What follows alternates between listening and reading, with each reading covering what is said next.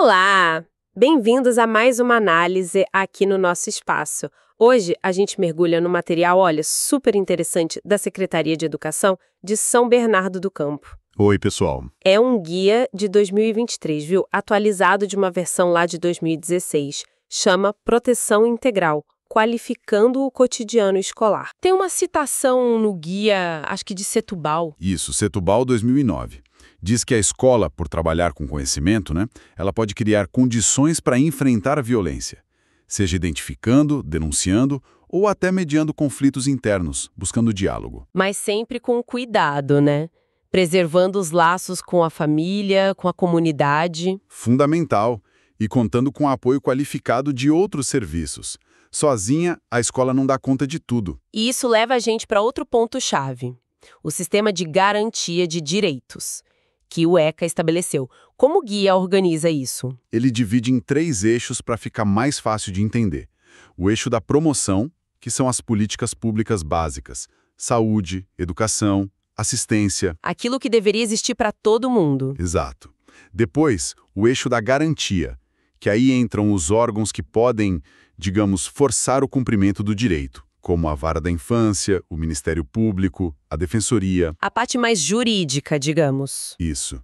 E por último, o controle social, que é a sociedade civil, os conselhos de direitos, acompanhando, fiscalizando se tudo está funcionando. E a escola, onde ela se encaixa nesses eixos? E social, como um espaço de participação da comunidade, onde essas discussões acontecem. Entendi. E para fazer isso funcionar na vida real, o guia fala do trabalho em rede, a tal da rede de proteção social. Exatamente. É estratégia para tirar o sistema de garantia do papel. É basicamente colocar todo mundo que atua naquela área para conversar e trabalhar junto. Quem seria todo mundo? A escola, o CRAS, a UBS, o Conselho Tutelar, às vezes ONGs, outros serviços, todos que atendem as mesmas famílias no mesmo território. E território aqui não é só o endereço, né? O guia enfatiza isso. De jeito nenhum. É o espaço onde as pessoas vivem, criam laços, se sentem pertencentes, sabe? É um conceito mais amplo, mais social. E como essa rede funciona?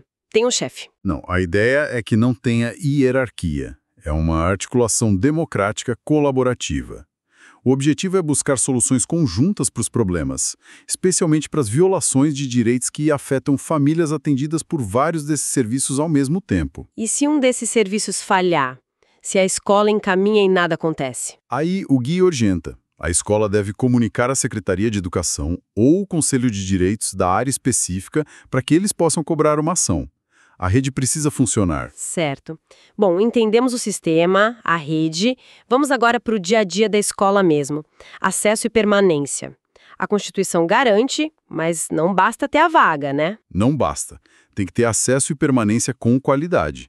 E qualidade envolve tudo, desde a carteira e o banheiro funcionando, até um currículo que faça sentido para o aluno e um clima de respeito na escola. Vamos ver as orientações práticas do guia para isso, começando pela porta de entrada, a matrícula. A matrícula é o primeiro contato oficial, né?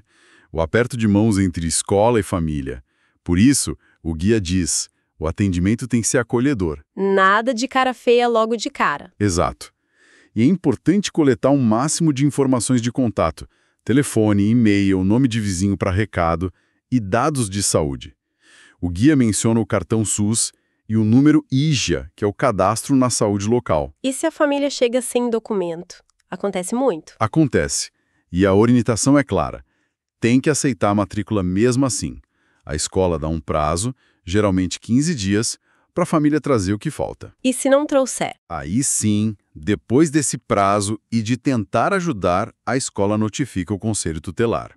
Mas antes disso, a escola deve orientar a família sobre como conseguir os documentos, indicar onde ir, assistência judiciária gratuita, defensoria pública, o próprio Conselho Tutelar pode ajudar com isso. Outros pontos sobre matrícula.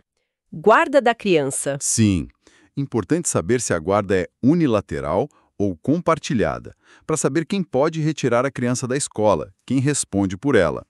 E atenção redobrada com estudantes em acolhimento institucional, o contato é sempre via instituição, ou aqueles cumprindo medida socioeducativa que tem regras específicas. Ok, matrícula feita. E para manter o aluno lá? A frequência escolar. Esse é um desafio gigante. Enorme.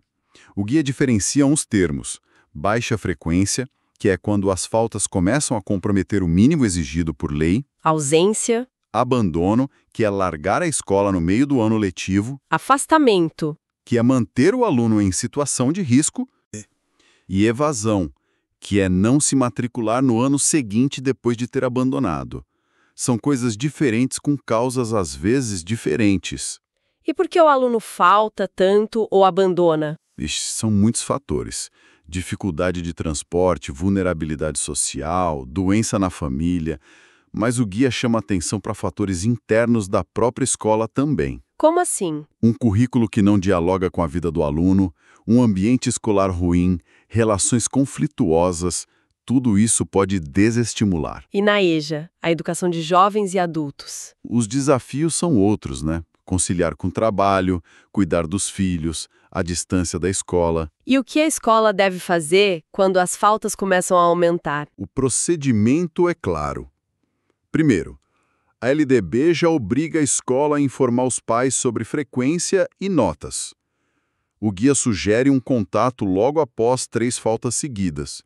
Mas o ponto central, e o guia bate muito nessa tecla, é esgotar os recursos escolares antes de acionar o conselho tutelar. O que significa esgotar os recursos? Significa tentar de tudo. Ligar, mandar mensagem, chamar para conversar na escola, fazer visita domiciliar se possível, buscar ajuda de parceiros da rede. O sucesso disso depende muito do vínculo que a escola consegue criar com a família. E quando, então, se notifica o conselho tutelar? Só depois de tentar tudo isso e as faltas atingirem um limite legal. O guia menciona 30% do total permitido, que dá uns 25% de faltas no ano para o fundamental ou 40% para o infantil de 4 e 5 anos. Ou se forem 15 faltas consecutivas no infantil de 0 a 3 ou na EJA para adolescentes. Mas tem exceção, né? Se a escola desconfiar que as faltas estão ligadas a alguma violação de direito tipo negligência, trabalho infantil, violência, aí tem que notificar o CT imediatamente, não importa o número de faltas. E tem que ficar de olho em quem recebe Bolsa Família, né? Por causa da condicionalidade. Exatamente. E casos de abandono e evasão, esses devem ser sempre notificados ao CT depois de esgotar as tentativas da escola, porque aí já é uma violação clara do direito à educação e pode ser um sinal de alerta para outras vulnerabilidades da família, exigindo a ação da rede toda. Entendido. E a pontualidade? Atraso para entrar, atraso para buscar, como o guia encara isso? Encaram como parte do processo educativo também, de aprender regras, limites, valores de convivência.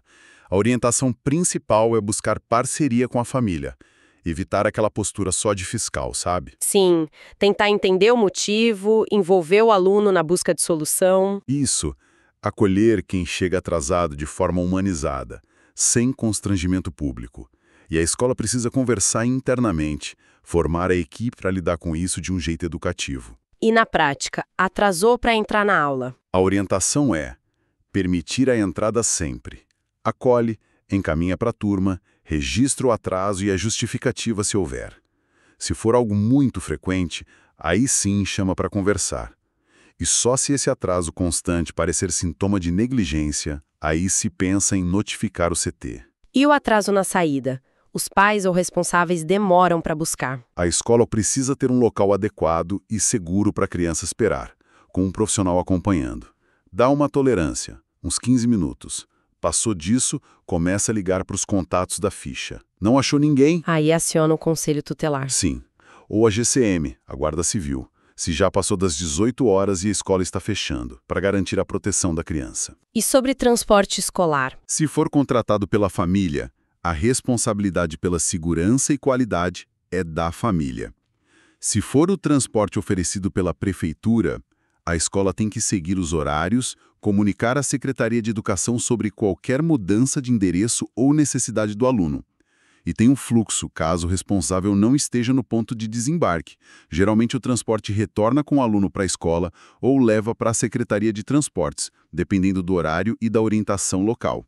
Certo, agora vamos entrar numa área bem sensível que o guia aborda: violação de direitos e violência. Como ele define isso? Violação de direitos é qualquer situação que ameace ou que realmente prejudique os direitos, impedindo o desenvolvimento pleno, né? Especialmente de crianças e adolescentes. E violência, o guia usa uma definição ampla. É o uso da força que ultrapassa limites, sejam eles físicos, psicológicos ou sociais. E as causas? O guia adota um modelo multicausal. Ou seja, a violência não tem uma causa única, mas sim uma combinação de fatores culturais, sociais, econômicos. E ele foca em 4 tipos principais, lembrando que eles muitas vezes acontecem juntos: a física, a sexual, a psicológica e a negligência. E qual a relação específica entre violência e escola que o guia aponta? É uma relação complexa. Por um lado, a escola tem um papel fundamental no combate à violência, prevenindo através da educação em direitos, identificando casos, encaminhando, intervindo. Certo. Mas, por outro lado, e o guia é honesto nisso, citando Setúbal de novo, a escola também pode, às vezes sem perceber, reproduzir certas violências. Como assim a escola reproduzir violência? Violência simbólica, por exemplo. Um currículo que não reconhece a cultura do aluno, regras muito autoritárias, dificuldade em lidar com a diversidade ou aquela tendência de culpar sempre a família pelo fracasso escolar. Tudo isso pode ser uma forma de violência. Por isso, é essencial que a escola faça uma autocrítica constante. E como superar isso? O guia reforça, através do conhecimento, do diálogo, da escuta ativa, a escola pode sim criar condições para enfrentar e superar a violência. Ok. E quais são as orientações gerais do guia para a escola lidar com uma suspeita ou confirmação de violência contra um estudante? São várias, mas a essência é, primeiro, formar a equipe. Todo mundo precisa entender o que é violência, conhecer as leis, saber como prevenir. Segundo, refletir sobre as próprias práticas, priorizar sempre o diálogo. Falar sobre o assunto com os alunos também. Sim, abordar o tema de forma adequada à idade. E, claro, acolher quem sofre a violência de forma humanizada, sem julgamentos. Fortalecer a escola como espaço de cidadania, divulgar o projeto pedagógico, estimular os conselhos. Prevenir o bullying especificamente, né? Fundamental. Promover uma cultura de paz, ouvir as críticas dos pais, valorizar as diferenças, reconhecer que existem violências específicas ligadas a deficiências ou síndromes, e fortalecer o conselho de escola como espaço de diálogo. E, na prática, no momento que surge uma queixa ou suspeita? Acolher sem julgar, importantíssimo. Não fazer acareação, ou seja, não colocar vítima e suposto agressor frente a frente para ver quem está falando a verdade. Evitar ao máximo a culpabilização e a exposição da vítima. E o registro, como fazer? Registrar os fatos de forma objetiva, sem interpretações e garantir sigilo absoluto. O guia sugere guardar esses registros em envelopes lacrados, em local seguro. Se for preciso registrar uma lesão com foto, por exemplo, essa foto deve ser entregue diretamente à autoridade policial e a escola não deve guardar cópia. E se a violência estiver ligada à pobreza, à falta de estrutura da família? Aí a escola deve orientar a família sobre os serviços da rede que podem ajudar. A OBS, o CRAS, o próprio Conselho Tutelar. A ideia não é só denunciar, mas ajudar a buscar soluções. Certo. Vamos detalhar um pouco os procedimentos por tipo de violência? Pode ser? Começando pela violência física. Claro. Violência física. Usar força para machucar, causar dor ou lesão. Se a vítima for criança ou adolescente, a primeira coisa é notificar o Conselho Tutelar. Sempre. Mesmo que a lesão pareça pequena? Sim. E se houver lesão visível, dor intensa ou qualquer sinal de que precisa de cuidados, buscar atendimento médico imediatamente, UPA ou UBS. E quem avisa a família? A escola comunica ao responsável. Mas atenção, se houver suspeita de que o agressor é o próprio responsável, aí não. Nesse caso, contata-se outro adulto de confiança da criança ou aciona direto o Conselho Tutelar. e alguém da escola precisa acompanhar o estudante no atendimento médico até a chegada do responsável ou do CT. E se a violência física partir de um funcionário da escola contra um aluno? Situação gravíssima. A gestão da escola tem que intervir na hora para cessar a agressão. Depois, informar imediatamente a chefia superior, Secretaria de Educação, comunicar os responsáveis pela criança e adolescente, orientar a família sobre os caminhos para a denúncia, CE, CT, Polícia, Ministério Público, Vara da Infância, elaborar um relatório detalhado para a secretaria, que pode abrir um processo administrativo, o guia menciona a CCI, Comissão de Sindicância e Inquérito Administrativo, notificar o CT, planejar ações de reparação pedagógica e registrar tudo. A decisão de fazer boletim de ocorrência da família. Sim, nesse caso, a decisão de registrar o BO é da família ou do próprio adulto vítima. Se for violência contra um adulto na escola, outro funcionário, um pai, a escola apoia a pessoa a buscar atendimento médico e a registrar o BO, e referencia para serviços como o CREAS ou CRAN, Centro de Referência de Atendimento à Mulher, se for o caso. Ok. Agora, violência sexual. Um tema ainda mais complexo. Muito complexo. O guia define como violação da liberdade sexual usando poder, idade ou onde o consentimento é questionável. Fala de abuso sexual contra crianças e adolescentes, que é usar a vítima para gratificação sexual numa relação de poder desigual. E pode ser intrafamiliar ou extrafamiliar, muitas vezes por alguém conhecido da vítima. Os procedimentos nesse caso são bem específicos, né? O chamado fluxo. Sim, existe um fluxo recomendado principalmente pensando na saúde da vítima. Se a violência ocorreu há menos de 72 horas, a orientação urgente é levar a vítima ao hospital de referência. Em São Bernardo, o HMU, para profilaxia de ISTs e gravidez. Além disso, orientar a fazer o BO, que é compulsório se a vítima for pessoa com deficiência, e notificar o Conselho Tutelar. E se já passou de 72 horas? Orienta-se a fazer o BO e notificar-se o Conselho Tutelar. O atendimento de saúde ainda é importante, mas a urgência da profilaxia pós-exposição diminui. E se a escola apenas suspeita? Não tem certeza, mas tem elementos. Se a suspeita for consistente, um relato da criança, mudanças de comportamento muito significativas, algum sinal físico observado, a orientação é notificar o Conselho Tutelar. Se a escola está em dúvida, o ideal é discutir o caso internamente com a equipe de apoio, orientador pedagógico, EOT, psicólogo escolar, se houver, para avaliar melhor antes de notificar. E o cuidado dentro da escola? Máximo cuidado com a ética para não revitimizar. Não ficar perguntando detalhes, não expor a situação. O foco é acolher, acompanhar o fluxo externo e pensar em como apoiar pedagogicamente a vítima, entendendo o impacto do trauma no seu dia a dia escolar. E se, novamente, a violência sexual partir de um funcionário? Segue-se todo o fluxo de notificação e encaminhamento, e somam-se os passos administrativos, informar a chefia imediatamente, comunicar à família, elaborar relatório detalhado para a CE, que pode ir para a CCI, informar o funcionário sobre a apuração. É uma situação extremamente grave. E violência sexual contra adultos na escola? A orientação é encaminhar para os serviços adequados. Delegacia da Mulher, DDM, e CRAN se for mulher. Delegacia Comum e Serviços de Saúde se for homem. Delegacia do Idoso e CREAS se for pessoa idosa.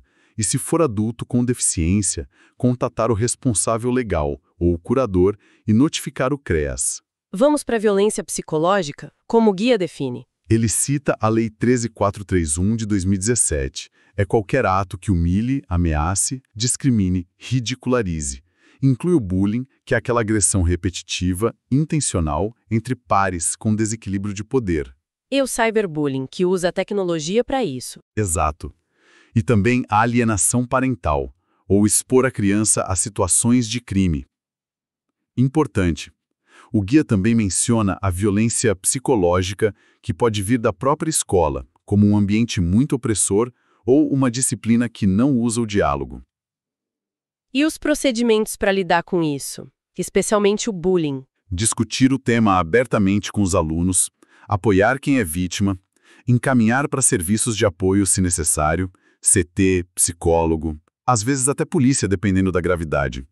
Construir regras de convivência de forma participativa, focar numa cultura de paz, informar sobre as consequências legais, monitorar faltas e desempenho escolar, que podem ser sinais, promover momentos formativos para a equipe e dialogar com as famílias dos envolvidos. E se a violência psicológica parte de um funcionário? A gestão deve intervir, conversar seriamente com o funcionário, garantindo o sigilo da vítima, buscar mediação e reparação. Informar os responsáveis, se a vítima for criança, adolescente ou adulto com deficiência. Registrar o ocorrido e relatar à chefia CE.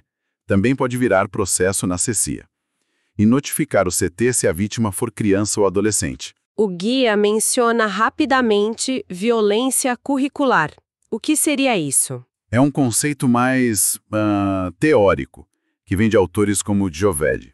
Seria quando o próprio currículo, o que se ensina, como se ensina, o que se deixa de fora, acaba por negar a cultura, a identidade ou a possibilidade de uma vida digna para certos grupos de alunos. É a lógica dominadora da escola que não se conecta com a realidade diversa dos estudantes. O desafio, como aponta Setúbal, é justamente conectar o currículo à vida real para promover equidade. Entendi. E a violência contra a escola?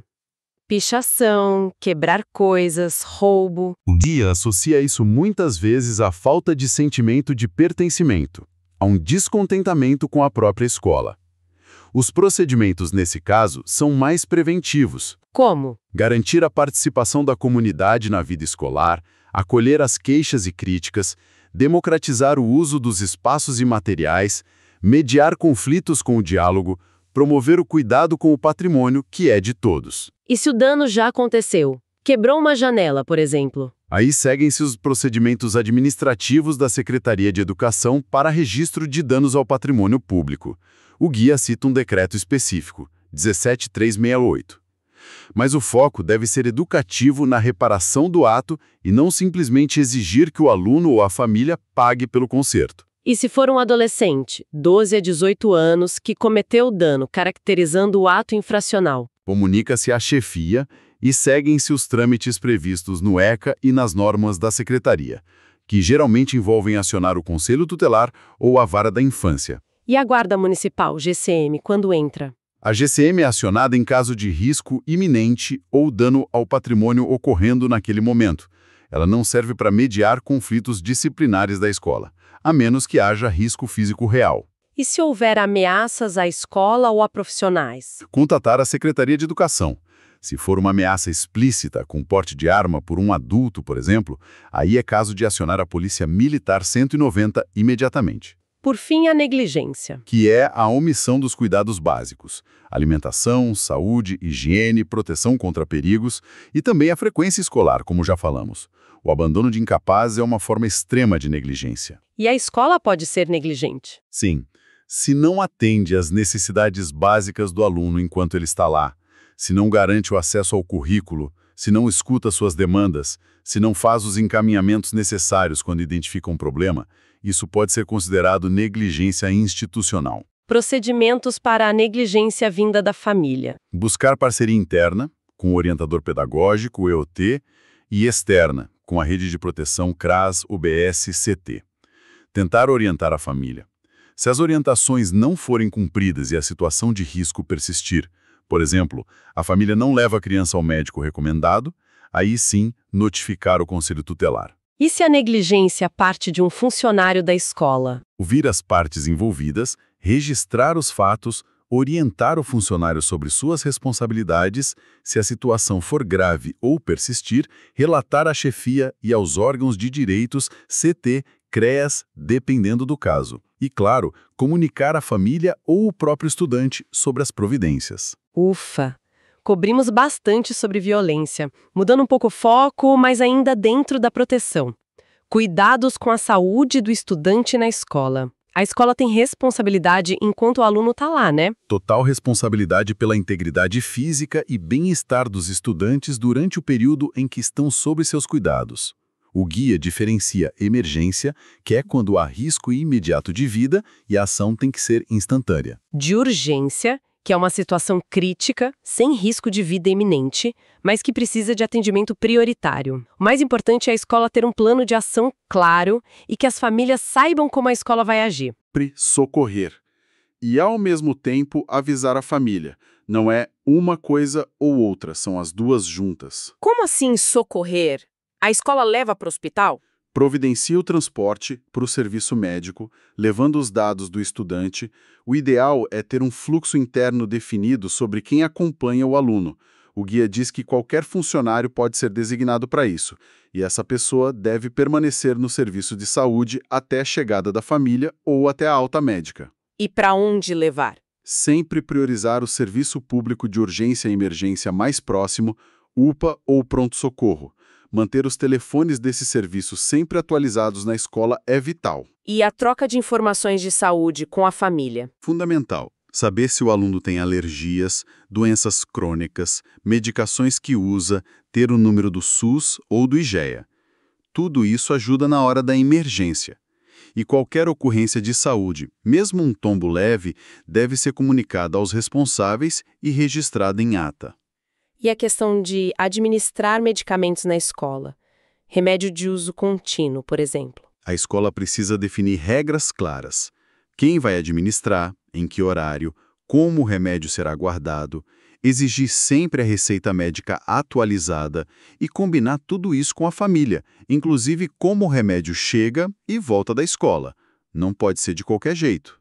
E para emergências específicas, o que o guia orienta? Para emergência médica grave, desmaio, convulsão, acidente sério, acionar o SAMU 192 ou o resgate dos bombeiros 193.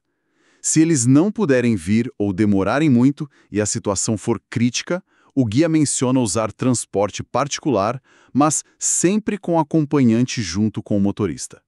Deixar de socorrer pode ser crime de omissão de socorro e levar sempre ao serviço público primeiro. Emergência odontológica.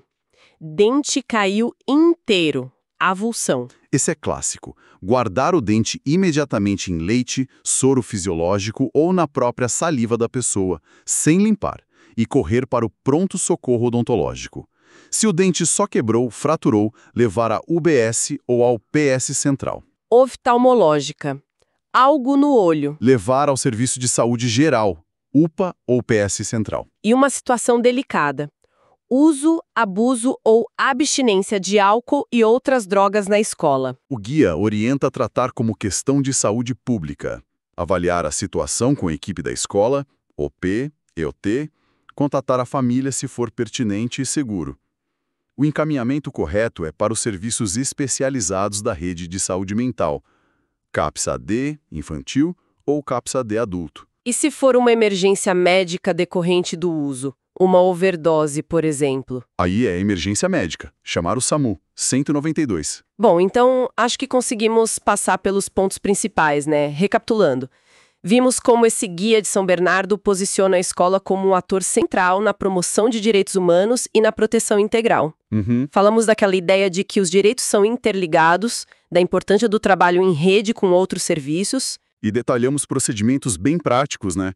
Desde a matrícula, o controle de frequência, a pontualidade. Passamos pelas diferentes formas de violência, como a escola deve agir e a importância dela também olhar para as próprias práticas para não reproduzir violência. Exato. E finalizamos com os cuidados em situações de urgência e emergência de saúde. Fica muito claro, né? O papel da escola hoje é extremamente complexo, mas fundamental. Vai muito além do ensinar a ler e escrever. Sem dúvida. E sabe, pensando em tudo isso, o guia é excelente em detalhar os procedimentos, os fluxos, as responsabilidades de cada um. Isso é essencial para organizar o trabalho, para dar segurança para a equipe agir. Sim, dá um norte, né? Com certeza.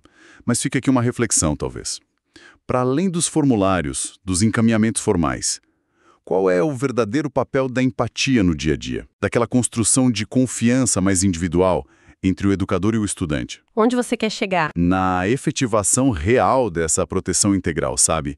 Especialmente naquelas situações mais sutis, mais silenciosas de sofrimento, que às vezes não se encaixam perfeitamente num protocolo, num fluxo pré-definido, como a sensibilidade do profissional, A escuta atenta, a relação de confiança. Como isso complementa ou até viabiliza o que está no papel. Bom, com essa reflexão, a gente encerra a nossa análise de hoje. Muito obrigada pela companhia de quem nos ouviu. Obrigado, pessoal. Até a próxima.